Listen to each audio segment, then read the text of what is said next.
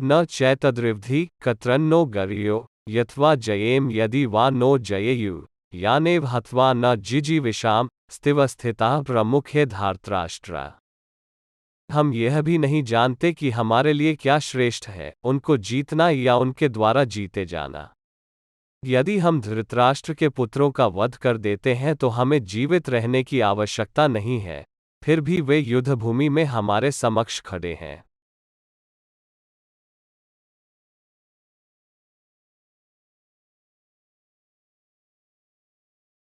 जय श्री कृष्ण। अर्जुन के समक्ष मैं यह नहीं आ रहा था कि वह क्या करें, युद्ध करे और अनावश्यक रक्तपात का कारण बने। यद्यपि क्षत्रिय होने के नाते युद्ध करना उसका धर्म है, या फिर वह युद्ध से विमुख होकर भीख मांगकर जीवनयापन करें। यदि वह शत्रु को जीतता नहीं तो जीविका का एकमात्र साधन भिक्षा ही रह जाता है। यदि उसके विजय हो भी जाए तो भी यदि धृतराष्ट्र के पुत्र मरते हैं तो उनके बिना रह पाना अत्यंत कठिन हो जाएगा। उस दशा में यह उसकी दूसरी प्रकार की हार होगी। अर्जुन द्वारा व्यक्त इस प्रकार के विचार सिद्ध करते हैं कि वह न केवल भगवान का महान भक्त था, अपितु वह अत्यधिक प्रबुद्ध और अपने मन तथा इंद्रियों पर पूर्ण नियंत्रण रखने वाला था। राज परिवार में जन्म लेकर भी भिक्षा द्वारा जीवित रहने की इच्छा उसकी विरक्ति का दूसरा लक्षण है।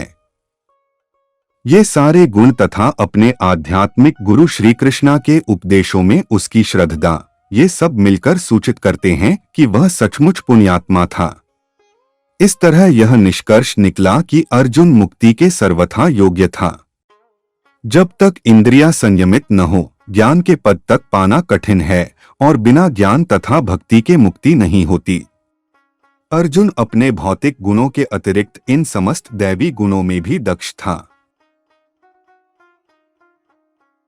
और इसे के साथ आज हमने दूसरे अध्याय का 6ठे श्लोक का तात्पर्य देखा। अब हम कल 7वें श्लोक का तात्पर्य देखेंगे। हरे कृष्ण कृष्ण कृष्ण हरे हरे, हरे राम राम राम हरे हरे।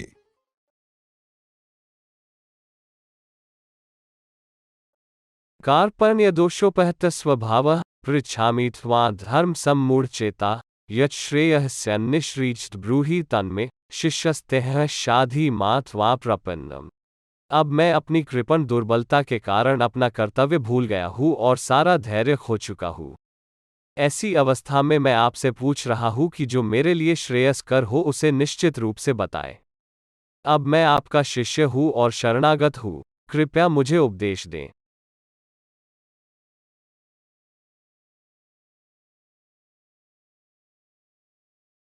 जय श्री कृष्ण। यह प्राकृतिक नियम है कि भौतिक कार्यकलाप की प्रणाली ही हर एक के लिए चिंता का कारण है। पग पग पर उलझन मिलती है, अतः प्रामाणिक गुरु के पास जाना आवश्यक है, जो जीवन के उद्देश्य को पूरा करने के लिए समुचित पथ निर्देशन दे सके। समग्र वैदिक ग्रंथ हमें यह उपदेश देते हैं कि जीवन की अनचाही उलझनों से मुक्त होने के लिए प्रामाणिक गुरु के पास जाना चाहिए। ये उलझनें उस दावाग्नि के समान है जो किसी के द्वारा लगाए बिना भभक उठती है। इसी प्रकार विश्व की स्थिति ऐसी है कि बिना चाहे जीवन की उलझनें स्वतः उत्पन्न हो जाती है। कोई नहीं चाहता कि आग लगे, किंतु फिर भी वह लगती है और हम अत्यधिक व्याकुल हो उठते हैं। अथ वैदिक वाद्यम उपदेश देता है कि जीवन की उलझनों को समझने तथा समाधान करने के लिए हमें परंपरागत गुरु के पास जाना चाहिए। जिस व्यक्ति का प्रामाणिक गुरु होता है वह सब कुछ जानता है। अथ मनुष्य को भौतिक उलझनों में न रहकर गुरु के पास जाना चाहिए। यही इस श्लोक का तात्पर्य है। आखिर भौतिक उलझनों में कौन सा व्यक्ति पड़ता है? वह जो जीवन की समस्याओं को नहीं समझता। बृहदारण्यक उपनिषद में व्याकुल मनुष्य का वर्णन इस प्रकार हुआ है, यो वा एतदक्षरण गागिर्विदित्वास्मा लोकात् प्रतिस्कृपणः। कृपण वह है जो मानव जीवन की समस्याओं को हल नहीं करता और आत्म साक्षात्कार के विज्ञान को समझने बिना कुकरसुकर की भांति संसार को त्याग कर चला जाता है। जीव के लिए मनुष्य जीवन अत्यंत मूल्यवान निधि है, जिसका उपयोग वह अपने जीवन की समस्याओं का हल करने में कर सकता है। आथ जो इस अवसर का लाभ नहीं उठाता वह कृपण है। ब्राह्मण इसके विपरीत होता है, जो शरीर का उपयोग जीवन की समस्त समस्याओं को हल करने में करता है। यह एतदक्षरण गार्गी विदित्वास्मा लोकात् प्रैति स ब्राह्मण। देहात्म बुद्धि वश कृपण या कंजूस लोग अपना सारा समय परिवार, समाज, देश आदि के अत्यधिक प्रेम के गवा देते हैं।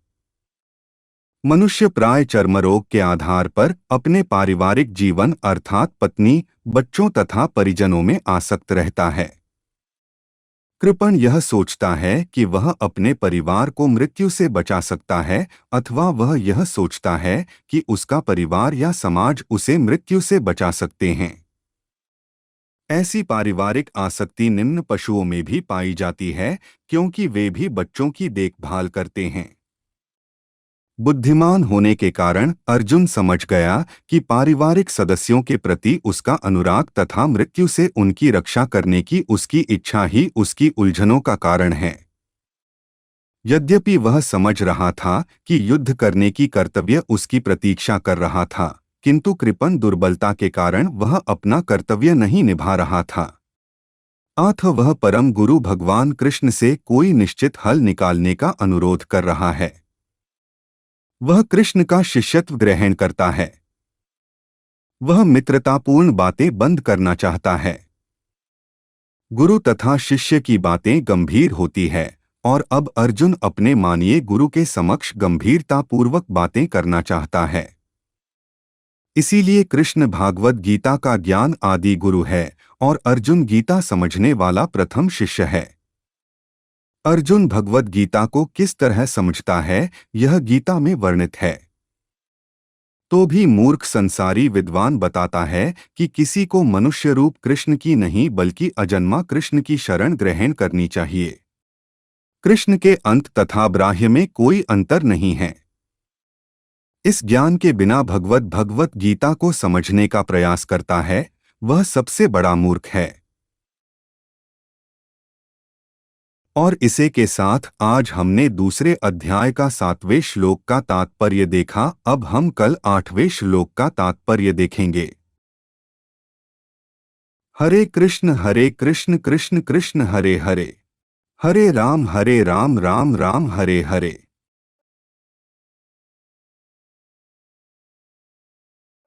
न हि प्रपश्यामि ममापुधाद् यच्छोकमुच्छो शन्मिन्द्रियाणाम् अवाप्य भूमावस्पत्नमृधन राज्यम सुराणाम पीचाधिपत्यम। मुझे ऐसा कोई साधन नहीं दिखता जो मेरी इंद्रियों को सुखाने वाले इस शौक को दूर कर सके। स्वर्ग पर देवताओं के आधिपत्य की तरह इस धनाधन्य संपन्न सारी पृथ्वी पर निष्कंटक राज्य प्राप्त करके भी मैं इस शौक को दूर नहीं कर सकूंगा।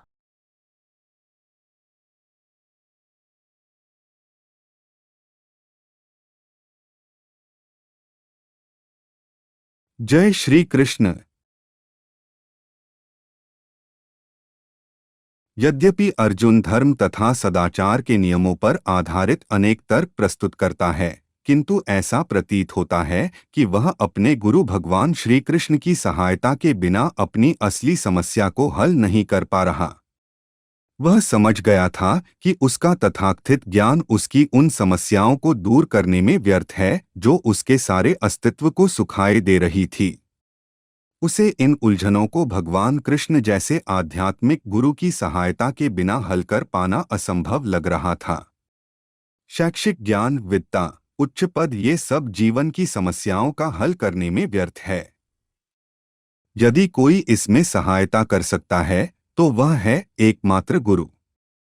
आथ निष्क्रिय यह निकला कि गुरु जो 100% कृष्ण भावना भावित होता है, वही एकमात्र प्रमाणिक गुरु है और वही जीवन की समस्याओं को हल कर सकता है। भगवान चैतन्य ने कहा है कि जो कृष्णा भावनामृत के विज्ञान में दक्ष हो, कृष्ण तत्ववेता हो, चाहे वह किसी भी जाति का हो, वही वास्तविक गुरु है। किबा विप्र किबा न्यासी शूद्र केने नय, ये कृष्ण तत्ववेत्ता से गुरु है। कोई व्यक्ति चाहे वह विप्र हो, निम्न जाति में जन्मा शूद्र हो या कि सन्यासी, यदि कृष्ण के विज्ञान में दक्ष है तो वह यथार्थ प्रामाणिक गुरु है। आथ कृष्ण तत्ववेता हुए बिना कोई भी प्रामाणिक गुरु नहीं हो सकता। वैदिक साहित्य में भी कहा गया है, षट्कर्मणि पुनो विप्रो मंत्र तंत्र विशारदः, अवैष्णवो गुरुर्न स्याद वैष्णवः श्रवप्चो गुरुः। विद्वान ब्राह्मण भले ही वह संपूर्ण वैदिक ज्ञान में पारंगत क्यों न हो, यदि वह वैष्णव नहीं है या कृष्णा भावनामृत में दक्ष नहीं है तो गुरु बनने का पात्र नहीं है। किंतु शूद्र यदि वह वैष्णव या कृष्ण भक्त है तो गुरु बन सकता है। संसार की समस्याओं जन्म, जरा, व्याधि तथा मृत्यु की निवृत्ति, धन संचय तथा आर्थिक विकास संभव नहीं है। विश्व के विभिन्न भागों में ऐसे राज्य हैं जो जीवन की सारी सुविधाओं से तथा संपत्ति एवं आर्थिक विकास से पूरित है, किंतु फिर भी उनके सांसारिक जीवन की समस्याएं ज्यों की त्यों बनी हुई है। वे विभिन्न साधनों से शांति खोजते हैं, किंतु वास्तविक सुख हो उन्हें तभी मिल पाता है जब कृष्ण भावनामृत से युक्त कृष्ण के प्रामाणिक प्रतिनिधि के माध्यम से कृष्ण अथवा कृष्ण तत्वपूरक भगवद गीता तथा श्रीमद् भागवत के परामर्श को ग्रहण करते हैं। यदि आर्थिक विकास तथा भौतिक सुख किसी के पारिवारिक, सामाजिक, राष्ट्रीय, अंतर्राष्ट्रीय अव्यवस्था से उत्पन्न हुए शोकों को दूर कर पाते तो अर्जुन यह न कहता कि पृथ्वी का अप्रतिम राज्य या स्वर्गलोक में देवताओं की सर्वोच्चता भी उसके शोकों को दूर नहीं कर सकती। इसलिए उसने कृष्ण भावनामृत का ही आश्रय ग्रहण किया और यही शांति तथा समरसता का उचित मार्ग है। आर्थिक विकास या विश्वाधिपत्य प्राकृतिक प्रलय द्वारा किसी भी क्षण समाप्त हो सकता है, यहाँ तक कि चंद्रलोक जैसे उच्च लोगों की यात्रा भी, जिसके लिए मनुष्य प्रयत्नशील है, एक झटके में समाप्त हो सकती है। भगवद गीता इसकी पुष्टि करती है, क्षीणे पुण्यम त्यर्लोकं विशन्ति, जब पुण्योकर्मों के फल समाप्त हो जाते हैं तो मनुष्य सुख के शिखर से जीवन के निम्नतम स्टार पर गिर जाता है। इस तरह से विश्व के अनेक राजनीतिज्ञों का पतन हुआ है। ऐसा अधपतन शोक का कारण बनता है। अथ यदि हम सदा के लिए शोक का निवारण चाहते हैं तो हमें कृष्ण की शरण ग्रहण करनी होगी, जिस तरह अर्जुन ने की। अर्जुन ने कृष्ण से प्रार्थना की वे उसकी समस्या का निश्चित समाधान कर दे, और यही कृष्ण भावनामृत है। और इसे के साथ आज हमने दूसरे अध्याय का 8वें श्लोक का तात्पर्य देखा। अब हम कल 9वें श्लोक का तात्पर्य देखेंगे। हरे कृष्ण कृष्ण कृष्ण हरे हरे, हरे राम राम राम हरे हरे।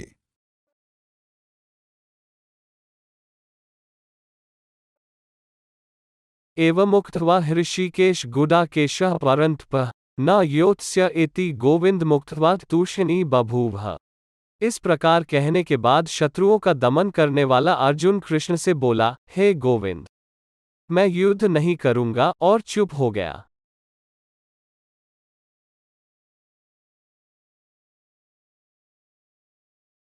जय श्री कृष्ण।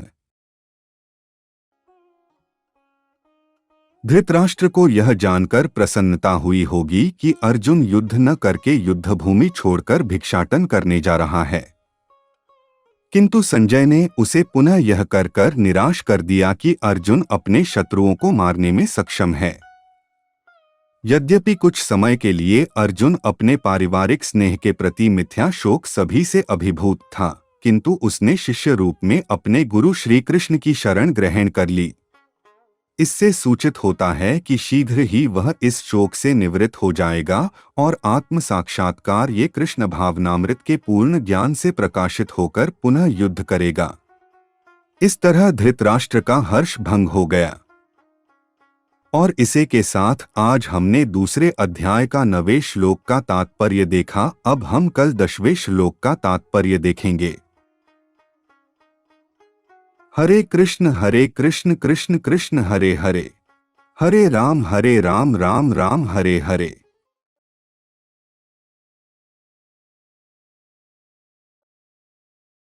तमुवाच ऋषिकेशः प्रहसन्निव भारत सैन्योरुभयो मध्ये विषीदत्मिदं वच।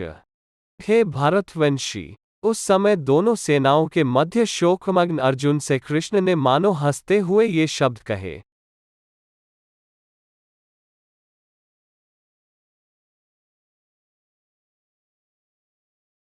जय श्री कृष्ण।